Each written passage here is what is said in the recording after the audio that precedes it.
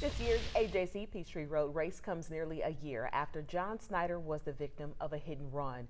He was training for a triathlon when his life was turned upside down. It has been a long recovery, but after many months, he's ready to lace up his shoes and hit the pavement again. Ariana Manise reports it's all new this morning.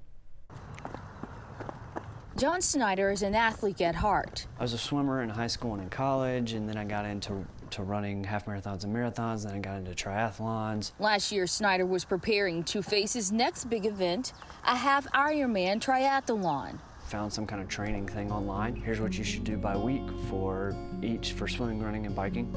Snyder was 6 weeks out, but one July morning, as he set off to train like he did every day, his journey to the Ironman stopped. Rode down the hill. I didn't make it terribly far. He was hit by a car while riding his bike. The driver did not stop and left Snyder on the side of the road.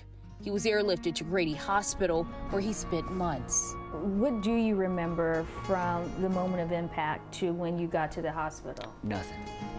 Snyder underwent surgery to repair his neck and skull. They put titanium in there, and they took part of my hip and stuck it in there to let it grow around it. The man who once ran miles was in a wheelchair for weeks. When I first woke up and kind of found out like what had happened, like I was mad. I mean, honestly. He released the anger and shifted his focus to his faith, forgiveness, family, and his recovery.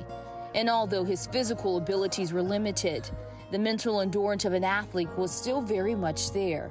That kind of competitive training mindset, I think having that to fall back on kicked in. Snyder is running again and prepared to take his next step, the ajc-Peachtree-Road-Race. He will compete virtually based on medical advice from his doctors and run on a local track. As he approaches 1 year since the accident, he's stepping to the starting line with the goal of always persevering. There's going to be challenges. Don't quit and give up on yourself. Ariana Manise reporting. Great story there, Ariana. The ajc-Peachtree-Road-Race is looking for some volunteers to help at the start line and along the race route at water stops. Organizers say Startway volunteers can still run the race, and all volunteers get a limited edition volunteer t-shirt. You can learn more about how you can help out as a volunteer on 11alive.com.